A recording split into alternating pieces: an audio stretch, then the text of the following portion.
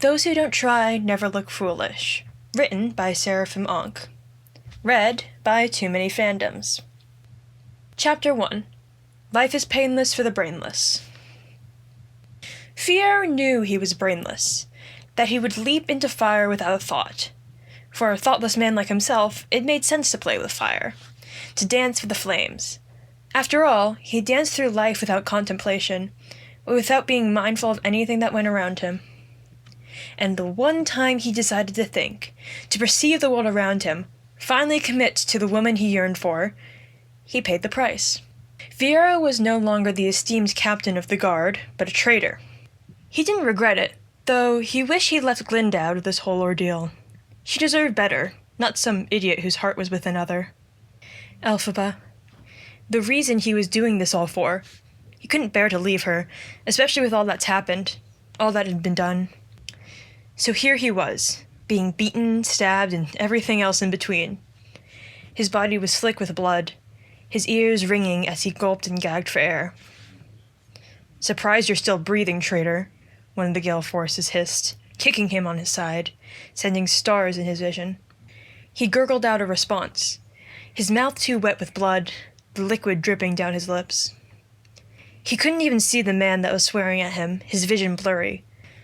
The colors of the gold corn and the green uniform meshing together like a terrible Aussian painting. They sure loved their greens and gold. But then again, Elphaba was also green. The perfect shade.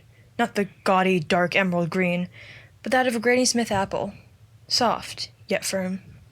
He closes his eyes, wanting to see nothing but her, and wants his final thought to be her gentle hands, wet, calloused running across his face. Green eyes twinkling as they stare into his, black hair tickling his nose.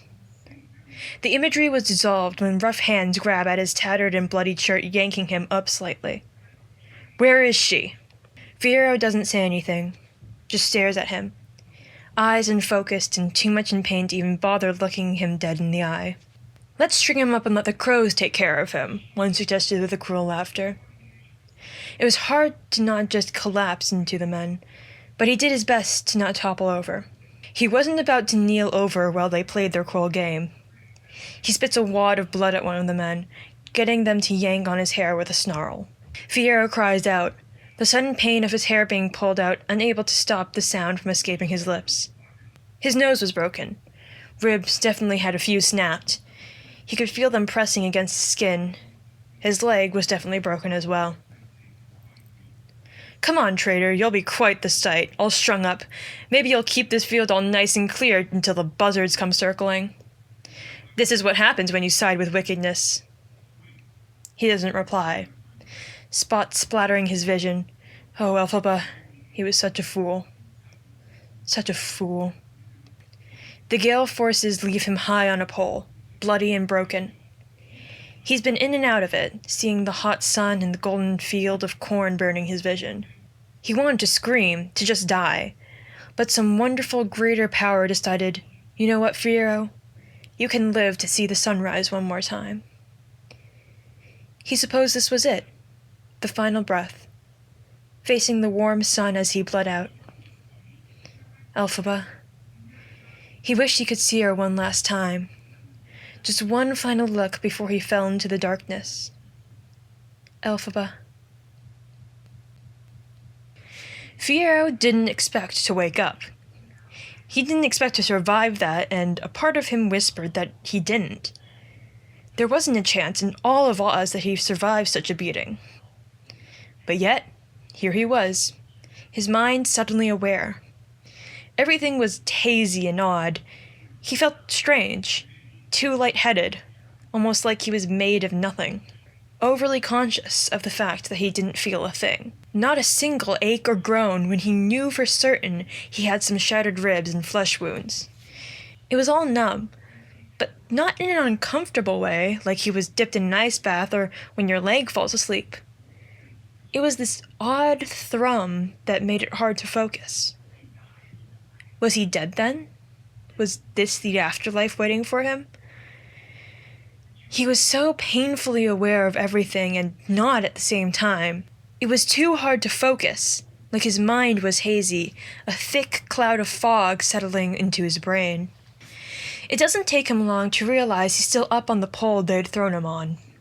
Like a cruel display, a message to all Oz what would happen if one stepped out of line. But why wasn't he hurting? Why weren't his aches and pains blossoming like a terrible flower all over him? They'd beaten him, stabbed him, kicked him. Surely he would feel something. He could feel panic and worry curl up inside him. He had to stop thinking. It was starting to make his head feel like thick syrup was being poured into it. This slow molasses that was making it hard to even remember his own name. Fiyero. Your Fiyero Tigler. Deciding to break that line of thought entirely, he attempts to try and open his eyes. Come on, Fiyero, you can do this. Fiyero opens his eyes and sees that the world is a bit different. The colors were far brighter than normal, which is saying a lot because Oz was very, very colorful. He attempts to blink, but realizes he can't. His eyelids don't seem to cooperate with his demands, and he gives out a small noise, attempting to lift his hands to try and rub at them. Only to see his hand was tied onto the pole, and that said hand was not one he would normally see. Gone was the tan and smooth skin, but in its place there was an off-white glove. Attached to the glove was a faded green shirt with patches of muted yellow here and there. First, Fiyero begins to panic. And then it gets even worse when he realizes he doesn't feel his hand. Not in the normal way, being able to feel the ligaments and bones twitch and move. No. It's empty, but yet not at the same time. He sees strands of golden straw poking out of where his hand meets the sleeve of his shirt, along with various spots where it juts out. It almost glimmers in the sun with how yellow it is. Straw. He pants, realizing his lungs aren't seizing. His heart isn't beating into his ears. There's nothing there, just straw. He looked down at himself, seeing his entire body was the same way. The blood-stained uniform was gone. In its place were rags and patched-up clothes, straw poking out in every place it can. Somehow, some way, he has been transmorgified into a scarecrow. He lived, but at a terrible price. Fiyero feels his mind spin, or something of it, because he's pretty sure he doesn't have a mind now. But he was thinking, though it felt like his thoughts were being trudged through the thickest sludge imaginable. How did this happen? Why did this happen? This had magic written all over it. Elphaba. She had to have something to do with this. Did she save him by turning him into this? He couldn't really be angry, considering the fact that he was alive, to some degree. It was almost like a second chance. But the only problem was, he didn't have a way of getting down. Fiyero grunts, feeling threads starting to pull on his face as he attempts to open his mouth. Was his mouth just stitched on? What exactly did he look like now? His clothes even changed, no longer the smart green and yellow uniform the Gale Force wore. All those medals that were plastered on his jacket, the gold shining brilliantly, faded, just like he was. Instead, this faded green shirt with patches all about. Some were a bit close to the injuries he had gained when the Gale Force began to have their way with him. He shudders at that, the sound of straw shuffling inside of him making it even worse. How did he even hear? See? Think even? It was a bit hazy, and the more he thought about it, the thicker the fog got. Simple thoughts, Fiyero, he chatted to himself. Of course, life was painless for the brainless. He frowns at the simple mantra he had used for so long. Ironic, he supposed. He truly was a brainless fool now. What was he even thinking? Surely his plan wasn't to just storm in, threaten Glinda with a gun, and run off into the sunset with Elphaba. Idiot. And now this brainless fool was stuck in some random cornfield, on some pile, in the outskirts of Munchkin City. Way to go. With all that happened with Nessa Rose, there probably wouldn't be much foot travel. The country had its borders closed and was very much trapped under the new governess's rule. He shifts, deciding he wasn't going to just hang around. He would find a way out of this damn pole. What else did he have to lose? Fiyero shakes his head, hearing the shifting of straw once more. It would definitely take some time to get used to that. He had to get down. He had to find Elphaba. It would be a long journey, and he didn't want to end up being nothing but a crow's enemy. Shifting his body, he tugs at one of his hands, hoping he could slip through the rope that tied his hands down. Perhaps he could flatten the straw in his body and just slide his hand right out. The idea was horrifying, but he didn't have much else to go by. Concentrating, he watches his own body start to move and shift, the straw ruffling about before he yanks his hand right out of the rope, like it was nothing. "Still got it," he says with a bit of a triumph, but a feeling of disgust settles in his stomach. Well, if he even had a stomach at this point. His foggy brain was still attempting to understand just what was happening to him. His own voice was foreign to him, sounding more scratchy and less suave. Fiyero shakes his head. He did not have time to mourn. He had to get out of there. He had to find Elphaba. He had to see if she was okay. He repeats the process for his other arm, realizing just how gangly they were. He was stretched way out of proportion, far too tall and far too skinny now. His arms were definitely much longer than what he was used to, but even then, he still couldn't reach behind to pull out the final nail that held him up. Fiyero huffs, the sound like a breeze in thick tall grass. Great. Just great. I'm stuck here for the rest of my life. He attempts to try and yank himself off, but he's in there quite snug. For idiots, the Gale Force sure knew how to torture and string a guy up. Leave him to die in some field. Brilliant. Sorry, Elphaba. You picked the wrong fool to save. Fiyero shook himself, doing his best not to give up hope just yet. Elphaba still remained strong despite everything, and he would too. This wouldn't stop him. He wonders if he could just pivot himself forward and see if he could just fall off. With enough momentum, that might do the trick. Attempting to kick his gangly feet, he pauses, hearing the sound of someone, or perhaps something, heading his way. Stalks of corn shift and shudder as something starts to traverse its way closer to Fiyero. Was it the guards coming to check on him? What would they do if they found him alive and transformed? Surely they wouldn't just let him go free. He was a traitor, after all. He sided with the witch, and that made him an enemy to the wizard and all of Oz. He would close his eyes, braced for whatever was stepping through the corn. But it seemed he couldn't do just that. He could see quite well, but his eyes didn't want to close. What bursts out of the corn is not what he expects. It's a dog, a small little thing that sniffs about at the fallen corn below him. The thing stops when seeing him and gives out a bark, its little paws reaching up on the pole with its tail wagging. Oh. A dog. Fiyero puffs out a breath. It's an odd sensation, considering he doesn't have any lungs. It would be quite a while before he got used to all this. At least it wasn't a guard coming back to check if Fiyero the traitor had finally died. They really planned on leaving him to rot, didn't they? He shudders at that, hearing the dog bark, and realizes this thing might gather unwanted attention. He couldn't have that. Shoo, shoo, Fiyero mutters, waving his hand. But this just makes the dog bark louder, jumping up and down against the pole almost excitedly. Great! Now this dog was going to bother him until kingdom come.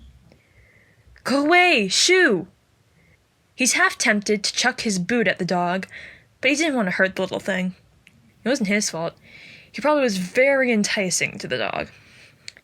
Man made out of straw? Instant chew toy. Toto! Where are you, Toto?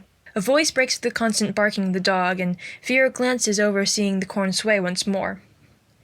The dog perks up, moving its attention to the voice, and barks once more, circling around the pole before staying down and barking even louder. Toto! Toto! This dog obviously wasn't an animal. Was it one of the wizard's many victims? He gets his answer when a girl breaks through the corn, swatting away the husks and leaves of the foliage. Oh, Toto, you scared me half to death! the girl scolds, scooping up the dog and getting wet licks on her cheeks. I thought I lost you, she whispers, relieved. Fiero wonders just what she's doing out here. She's definitely young, wearing a white and blue dress and her brown hair and braided pigtails. She doesn't seem to notice Fiero. Considering that he's pretty high up, he didn't expect her to see him. Now I have no clue where to go, she mutters, only for the dog to bark and squirm out of her grip, trotting to the pole once more. Well, you could go that way, Fiero says out of nowhere, surprised at himself from the sudden blurt, his arm dangling to the right. The girl pauses, looking around. Did you hear that? She asks the dog, Toto, who just glances up at Fiero, barking once more. She glances up at Fiero, eyes wide, and gives a frown. Don't be silly, Toto. Scarecrows can't talk. Fiero almost snickered to himself. Boy, is she in for a surprise. Then again, maybe she can help me get off this thing. Then again, that way is pretty pleasant, Fiero says, moving his other arm while the girl was looking at the dog. She glances up, and he's doing his best to keep a straight face. He's not sure why he finds this so amusing. Maybe the lack of brain power was making him loopy. Nothing but straw now. Wait a second, wasn't he pointing the other way moments ago? She asked, looking around, as if someone was moving this scarecrow about. But then again, people can go both ways, too, Fiero adds, catching her gaze. She takes a step back, eyes wide as he can practically see the gears in her head moving. Wait, did you just talk? Fiero looks at her and shakes his head before nodding, and then giving a shrug of his arms. You did, she exclaims, stepping closer, careful of the little dog that's near her feet. So I did, Fiero says with a hum. You caught me. The girl just stares at him. How are you doing that? Doing what? Talking? Oh, that's easy, Fiero chuckles, waving his hand a bit. Thinking. Now that's the hard part. Sometimes he wondered just what decided to tumble out of his mouth. It seemed he didn't have much of a filter now that his brain was a little foggy. Then again, a lot of people seem to talk without thinking, don't they? This gets a small laugh from the girl, which makes Fiero's face stretch, feeling the stitching on his face slightly pull. This is very true. Say, how did you get up there? Oh, this? Not too sure. See, things are a little hazy. Don't really have much brain power. Nothing but... He reaches up and tugs at his head, seeing feathers and straw come out of the hat that he's wearing. He doesn't even feel anything when he grabs some of the tiny feathers, holding them out in his hands for Dorothy to see. Feathers and straw, it seems. He is glad he doesn't have a stomach, because the thought might have made him extremely queasy. Instead, he just feels a bit cold, pushing the feeling into the deep crevice that is labeled "for later." Oh dear! How can you even talk, then? Who knows? I certainly don't. And he didn't. He wasn't sure if it was some fun little curse, a spell, but he had an inkling that Elphaba had something to do with it. I see. She seems confused, and Fiero looks down at her, taking this chance. Say, how about you do me a favor? You see, it's terribly annoying being stuck on this pole. Do you think you could get me down? The girl looks uncomfortable. I should really be going. I have a journey. Fiero tilts his head. Where to, if you don't mind me asking? She bites her lip. Emerald City. Glinda the Good told me to go there so I can go home. Glinda? Glinda sent her? To the Emerald City? But on foot? What was this girl's deal then? And what are you gonna do in the Great Emerald City? He does his best to keep his sarcasm dripping from his words. Oh, to see the Wizard of Oz. She says he can help me find my way home. This confuses Fiero more so than everything so far has. His brain was trying to connect the dots, but it was harder than it seemed. He was having a real hard time trying to understand why Glinda was sending a child to the wizard who had no power. And Glinda knew that. Home? Where's your home?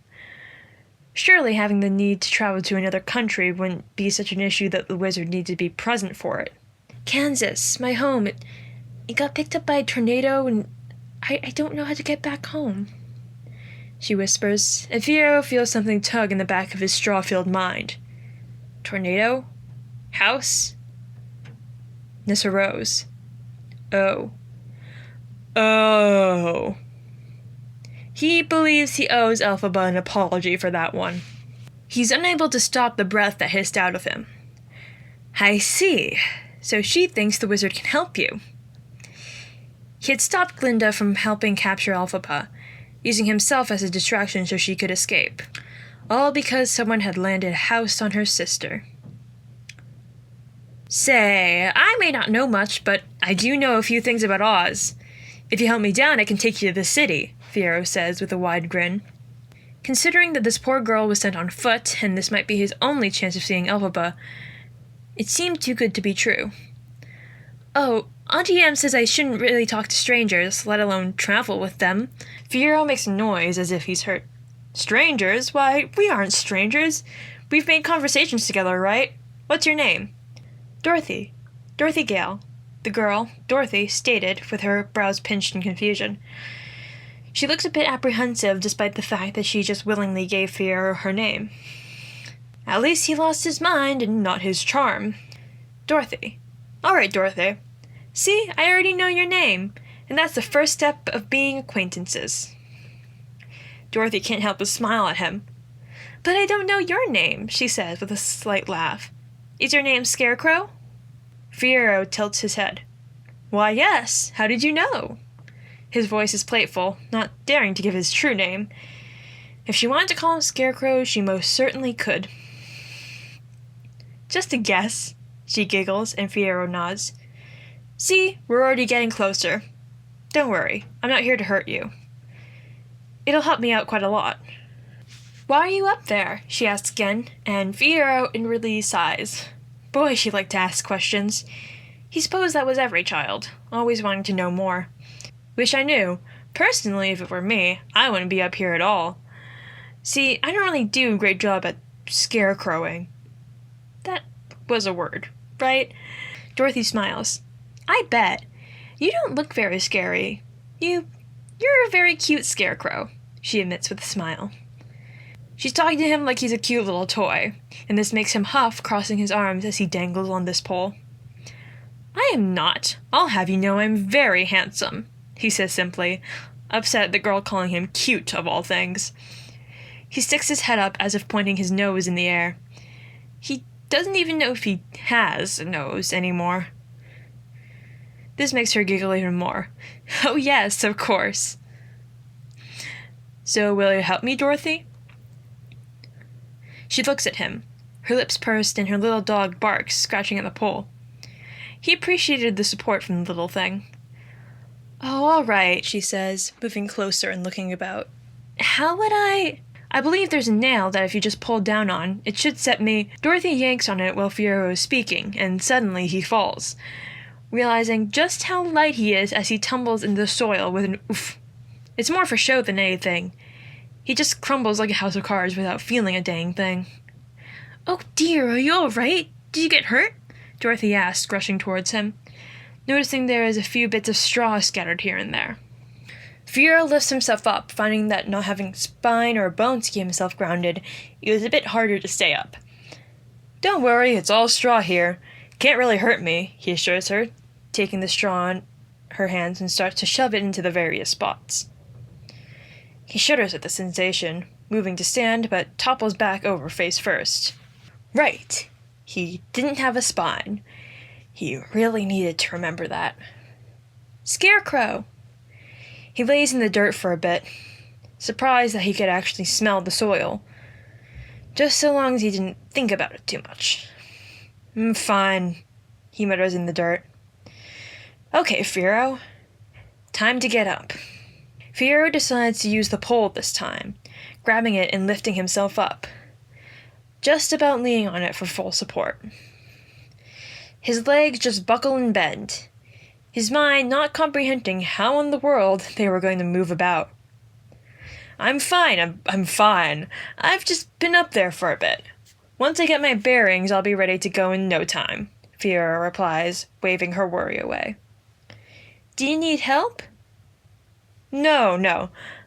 I think I should be okay. All right, here we go. Fiero uses the pole as a way to push himself, feeling like his body was flailing about, no thanks to the lack of structure. But he puts one foot in front of the other, and soon he's fumbling about. He looks a little strange doing so, but hey, he's moving, and that's a start. See? I got this! Oof! He tumbles over the fence, flopping backwards, his hat tumbling off his head, showing a head full of feathers that fluff out a bit comedically. His legs bend backwards, and he's in a very awkward pose, no thanks to the lack of bones in him.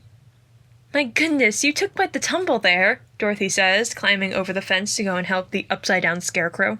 In my defense, I did not see this fence, he says, rolling a bit so that he's sitting upwards. Dorothy reached down, picking up the black hat, and gently passed it to Fiero. The scarecrow slowly takes it, looking at it quietly. It's black and pointed, almost reminiscent of Elphaba's hat she always wore. His was more tattered and worn, but it looked close to hers. Ironic, he supposed. His fingers brush against the fabric. He can feel it under his gloved fingers, but he can't exactly feel the fabric itself. He felt the sensation, not the material. Scarecrow? Dorothy's soft words break his train of thought. Thankfully, he seemed to still have those. Oh, sorry. So easy to get lost in this noggin of mine. I thought you didn't have one. I don't, but it doesn't mean I can't get lost in thought, that is, Fiero says matter-of-factly. He hoists himself up, wobbling for a bit, his arms windmilling, but he finally gets a hold of himself. He stands pretty tall compared to her, but then again, this is a child he was with. A teenager, no doubt. But his body was much more stretched out, his arms and legs longer than what he was used to. All right, the wizard. Where did you get those shoes? He asks, pointing at her shoes, realizing he's seen them before. They were beautiful silver with an intricate design that was quite unique. Dorothy looks down, holding a foot up to see it better. Oh, Glinda gave them to me. Well, it's more like they just appeared on my feet. The house, it was an accident. Oh. Oh, no. Those were Nessa's shoes. And Glinda gave them to Dorothy? Why? Was she still upset over what happened? That didn't mean she should put a little girl in between their spat. He ought to have a talk with Glinda, but then again, she probably wouldn't recognize him. Fiero clears his throat, brushing himself off a bit. The sensation is odd, but he doesn't acknowledge it. I see. Well, if Glinda gave them to you, she must know what she's doing. Hopefully. Maybe. He never knew with Glinda sometimes. Dorothy nods. But now I have this horrible witch after me. I didn't mean her sister, and she's very angry with me. Fiero feels terrible, both for Dorothy and Elphaba. The poor girl definitely didn't mean to have her house land on Nessa Rose, the sister to Elphaba. And Elphaba was grieving, only for her sister's shoes to be yanked out of her grasp. This was not good. I understand why she'd be angry, but I don't think she'd hurt you, Fiero says quietly, his voice softer than normal. He truly believed Elphaba might threaten and shout at her, yes, absolutely, but harm? He didn't think so, especially since Dorothy was a child of another world who didn't know any better. He hoped. Oh, Oz, he hoped. I didn't mean to. I really didn't. And now they all think I killed her. Don't worry. I heard that the Wicked Witch of the East was a terrible person. She kept Munchkinland under tight control, he says, knowing that Nessa Rose had placed Munchkinland pretty much under martial law. Did you know them? Glinda and the Wicked Witch? Which witch? He says with a slight smirk. But when Dorothy looks like she's about to cry, he backtracks. Not personally, no. Being stationed in a place, you start to hear things, that's all. Not necessarily a lie, but not the truth either. Plus, Dorothy didn't need to know his past. She had enough on her plate, being in an odd place, killing Elphaba's sister. Yeah, that was enough. And she didn't need to worry about his plights. Oh. But not to worry. We'll get you to the wizard, and I'm sure he'll have something up his sleeve that will help you. Or Glinda might step in entirely. He could only hope, considering the wizard didn't have any powers from what Glinda had told him. Do you think he could help you? Give you a brain? She asks. And she's earnest about it. How cute. It makes Fiyero snort. Oh, if only I had a brain, he laments, doing a bit of a dramatic pose. Dorothy giggles, and he's glad he can provide some comfort to the girl. It seemed she had gone through a lot. With the house and the slippers and the long journey ahead, he didn't mind bringing some brightness. Personally, he felt like he needed a distraction anyway. The more he tried to think, the harder it was to focus. He really needed to get used to this body, or else he would be in big trouble. Scarecrow? Are you alright? Couldn't be any better. Now, let's get this journey started, shall we? He dips his head, holding his arm out for her to take, though there wasn't much for her to take considering he was just fabric stuffed with straw. But she doesn't seem to comment on it, gently taking his arm, and Fiyero begins to stride, doing his best not to tumble or drag his feet. We are off to see the wizard. The wonderful Wizard of Oz, Dorothy exclaims, and Fiyero doesn't comment. Oh, he was wonderful, all right. But at least with Dorothy by his side, he might be able to get a chance to find Elphaba.